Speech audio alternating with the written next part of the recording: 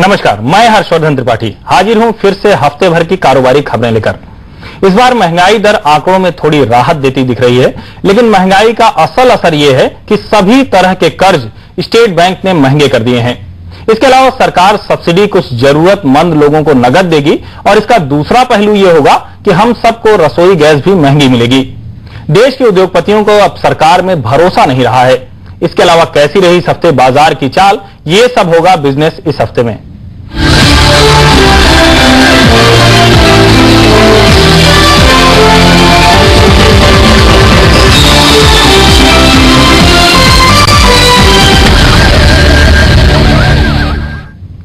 शुरुआत हम एक ऐसी खबर से कर रहे हैं जिसका सीधा असर ज्यादातर लोगों के ऊपर पड़ने वाला है। रिजर्व बैंक के रेपो और रिवर्स रेपो रेट बढ़ाने का असर अब सीधे हमारे आपके ऊपर होने लगा है। देश के सबसे बड़े bank state bank of India ने कर्ज महंगे कर दिए हैं। एसबीआई का बेस रेट 0.25% बढ़ा है और अब वो 9.5% हो गया है। बीपीएलआर यानी बेंचमार्क प्राइम लेंडिंग रेट भी 14.25% हो गया है। इसका सीधा सा मतलब यह हुआ कि अब 9.5% से कम ब्याज पर कोई भी कर्ज स्टेट बैंक ऑफ इंडिया नहीं देगा। अभी स्टेट बैंक के घर कर्ज पर ब्याज दर 10.5% हो गई है। वैसे स्टेट बैंक ने आपकी फिक्स डिपॉजिट पर ब्याज 1% बढ़ा दिया है और ये सभी नई दरें 11 जुलाई से लागू हो जाएंगी। इसके पहले देश के सबसे बड़े निजी बैंक आईसीआईसीआई बैंक ने भी ब्याज दरें बढ़ा दी थी। कई दूसरे बैंकों ने भी ब्याज दरें बढ़ाई हैं और जो बचे बैंक हैं उनका भी कर्ज अब जल्द ही महंगा होने वाला है।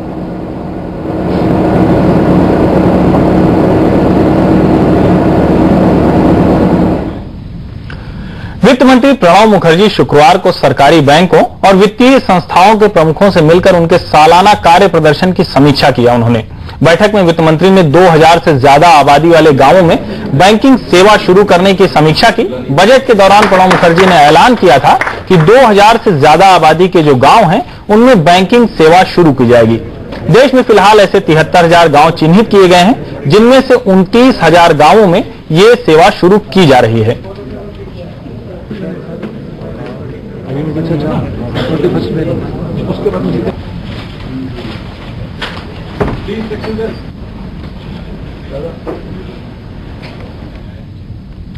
बैंकिंग सेवाएं तो गांवों तक पहुंच जा रही हैं, लेकिन ब्याज दरें इतनी ऊंचे स्तर पर पहुंच गई हैं कि हमारे आपके लिए कर्ज लेना मुश्किल हो रहा है।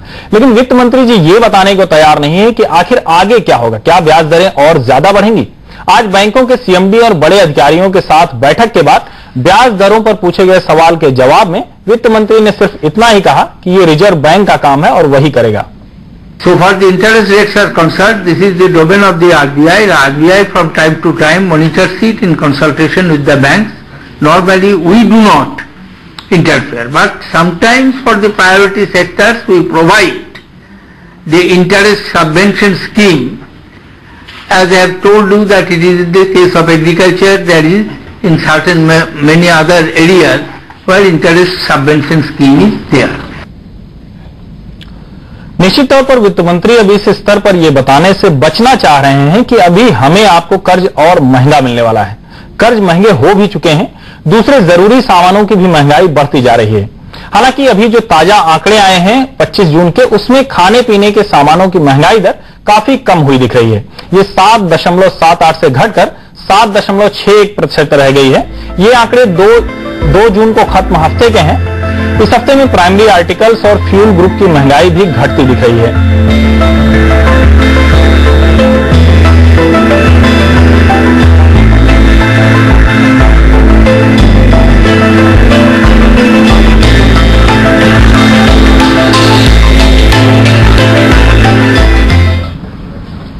अभी ताजा है महंगाई दर के आंकड़ों में महंगाई भले ही थोड़ी कम होती दिख रही है, लेकिन आगे ये महंगाई फिर से तेजी से बढ़ने वाली है। आंकड़े ऊपर की तरफ जाएंगे और इसके संकेत जो मिले हैं वो खुद वित्त मंत्री प्रणब मुखर्जी के बयान से मिल रहे हैं।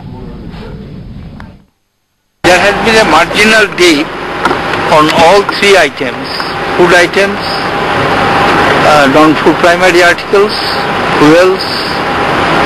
But if you look at the index, then you will find that fuel index has increased from 160.2 to 166.3. वित्त मंत्री प्रणब मुखर्जी कुछ भी कह रहे हों, लेकिन सच्चाई यही है कि महंगाई दर वो फिलहाल हमारे आपके साथ सांप सीढ़ी का खेल खेल रही है, लेकिन ज्यादातर सीढ़ी ऊपर की तरफ जाती हुई दिख रही है। महंगाई दर लगातार बढ़ी है। अगर हम आपके सामने जो स्क्रीन पे ग्राफ दिख रहा है तो उसमें देखें तो 6.25% के आसपास से महंगाई लगातार ऊपर की तरफ गई है। बीच में कुछ समय के लिए नीचे आई, लेकिन वो 9% के आसपास, 8.5 से 9% के आसपास ये महंगाई दर लगातार बनी हुई है। पिछले 2 हफ्ते से ये आंकड़े बेहतर हुए हैं और अभी जो ताजा आंकड़ा है 7.1%, ये 2 महीने का सबसे बेहतर आंकड़ा है।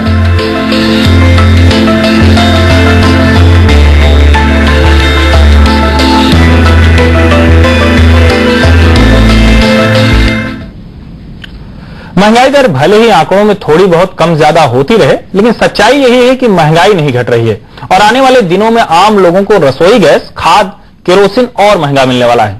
इसकी वजह यह है कि सरकार अब इस बात की तैयारी लगभग पूरी कर चुकी है कि सब्सिडी सिर्फ उन्हीं लोगों को मिलेगी जो इसे खरीदने की क्षमता ही नहीं रखते, यानी बीपीएल परिवार के लोगों को, और वो भी सीधे उनके खाते में नकद रकम भेजी जाएगी। नंदन नीलेकणी की अध्यक्षता वाली टास्क फोर्स ने सब्सिडी के सही इस्तेमाल का तरीका यही बताया है कि पेट्रोलियम उत्पाद लोगों को खरीदना बाजार मूल्य पर ही होगा। नंदन नीलेकणी समिति ने डायरेक्ट सब्सिडी पर अपनी रिपोर्ट सरकार को सौंप दी है। कैश सब्सिडी का पायलट प्लान 6 महीने में तैयार हो जाएगा। नंदन नीलेकणी का कहना है कि सही समय पर सही लोगों को सब्सिडी देने के लिए कॉमन सब्सिडी मैनेजमेंट तैयार किया जाएगा। वहीं वित्त मंत्री प्रणब मुखर्जी का मानना है कि सब्सिडी पेमेंट नए प्लेटफॉर्म का मकसद है टेक्नोलॉजी की मदद से प्रक्रिया को आसान बनाया जाए, साथ ही इससे धोखाधड़ी और कालाबाजारी पर लगाम लगाई जा सकेगी। Approaches to provide a technologically evolved platform which will take care of subsidies and payments which are going to the rural sectors and various other sectors. The purpose of this is to rationalize so that the subsidy goes to the people who are really supposed to get it. सरकार fertiliser, kerosene और रसोई gas पर सीधे cash subsidy देना तो चाहती है और डायरेक्ट कैश फ्यूल सब्सिडी पर अंतिम रिपोर्ट दिसंबर तक आने की उम्मीद है, लेकिन इस राह में अभी बहुत रोड़े हैं। इसके लिए सबसे पहले बैंक अकाउंट होना चाहिए, यानी अगर कोई सब्सिडी पाने का हकदार है लेकिन उसके पास बैंक खाता नहीं है तो उसे सब्सिडी लेने में परेशानी हो सकती है। नंदन नीलेकणी ने वित्त मंत्री प्रणब मुखर्जी को जो 70 पेज की अंतरिम रिपोर्ट सौंपी, जिसमें सब्सिडी का दुरुपयोग रोकने के तरीके बताए गए हैं। वहीं ज्यादातर किसानों के पास इतना पैसा नहीं होता कि वो पहले खाद खरीदे और बाद में सब्सिडी का लाभ उठाए, लिहाजा किसान खाद का इस्तेमाल कम कर सकते हैं, जिससे उत्पादन पर नकारात्मक असर पड़ सकता है। इसके अलावा किसान किराए पर जमीन बोते हैं, ऐसे में सब्सिडी किसे मिलेगी ये तय करना मुश्किल होगा। Bureau report P7 news. उम्मीद करते हैं कि नंदन नीलेकणी की जो टास्क फोर्स ने जो सजेशंस दिए हैं, जो सुझाव दिए हैं, उससे महंगाई थोड़ी घटे। लेकिन महंगाई ही नहीं, एक और जो बड़ी वजह है देश की तरक्की की रफ्तार में रुकावट की, वो है देश के उद्योगपतियों का सरकार की नीतियों में भरोसा घटा। उद्योगपतियों को लगता है कि इतने घपले, घोटाले और लाल फीताशाही में बेहतर यही है कि धंधा देश से बाहर ले जाएं। और ये बात कोई छोटा मोटा आदमी नहीं कह रहा, ये बात कह रहे हैं देश के प्रतिष्ठित चेहरे HDFC के चेयरमैन दीपक पारेख। पारेख साहब का कहना है कि बढ़ती महंगाई, ब्याज दरों में बढ़ोतरी और पर्यावरण के नए नियम के अलावा जमीन अधिग्रहण के ताजा मामले ने उद्योग जगत की चिंता बढ़ा दी है। देश की तरक्की पर ब्रेक लग गया है। अब इस बात को भारत के बड़े बिजनेसमैन भी मानने लगे हैं। भारत की अर्थव्यवस्था भले ही 8% की दर से बढ़ रही है, लेकिन अब इस तरक्की को महंगाई की नजर लग गई है। बढ़ती महंगाई और ब्याज दरों में तेजी के कारण अब भारतीय कंपनियां विदेशों का रुख कर रही हैं। भारतीय उद्योग जगत बढ़ती महंगाई दर और ब्याज दरों से ही नहीं चिंतित है। उनके चिंता का कारण पर्यावरण के नए नियम और जमीन अधिग्रहण के ताजा मामले भी हैं। भारतीय कंपनियां विदेशों में निवेश कर रही हैं, ये उनके लिए ज्यादा आसान है। अब उनके टारगेट का 50% हिस्सा विदेशों से आता है। भारत की 5 से 7 बड़ी कंपनियां जैसे टाटा, बिरला, रुइया सभी अब विदेशों में निवेश करना ज्यादा पसंद कर रहे हैं। यही नहीं, भारत में निवेश के ताजा आंकड़े बयान कर रहे हैं कि देश में नए निवेश पर ब्रेक लगा है। इस साल जनवरी से मार्च के बीच 2,66,453 करोड़ के नए प्रोजेक्ट शुरू हुए हैं, जो बीते 7 तिमाही में सबसे कम है। इसी दौरान 52,849 करोड़ के प्रोजेक्ट बंद हो गए, जो बीते 8 तिमाही में सबसे ज्यादा हैं। FDI यानी प्रत्यक्ष विदेशी निवेश में 24% की जबरदस्त गिरावट दर्ज की गई है। रुपये के नजरिए से ये नुकसान लगभग 1 लाख करोड़ का है। देश की जिस शानदार तरक्की के कसीदे दुनिया भर में पढ़े जा रहे हैं, उस आर्थिक सुधार पर अब ब्रेक लग गया है। भारत में निवेश के लिए अमेरिकी कंपनियां बेताब हैं। वहीं सबसे बड़े निवेशक वॉरेन बफे भी भारत का रुख कर चुके हैं, लेकिन खुद भारतीय कंपनियां विदेशों का रुख कर रही हैं। वजह निवेश के लिए बेहतर माहौल। इस ओर सरकार को सोचना ही पड़ेगा, क्योंकि ऐसा होता है तो देश से पैसे बाहर तो जाएंगे ही, साथ ही रोजगार की भी कमी होगी। पीयूष प्रसाद, P7 न्यूज, दिल्ली। फिलहाल वक्त हो गया है एक छोटे से ब्रेक का। ब्रेक के बाद हम आपको बताएंगे कि शेयर बाजार का हाल इस हफ्ते कैसा रहा।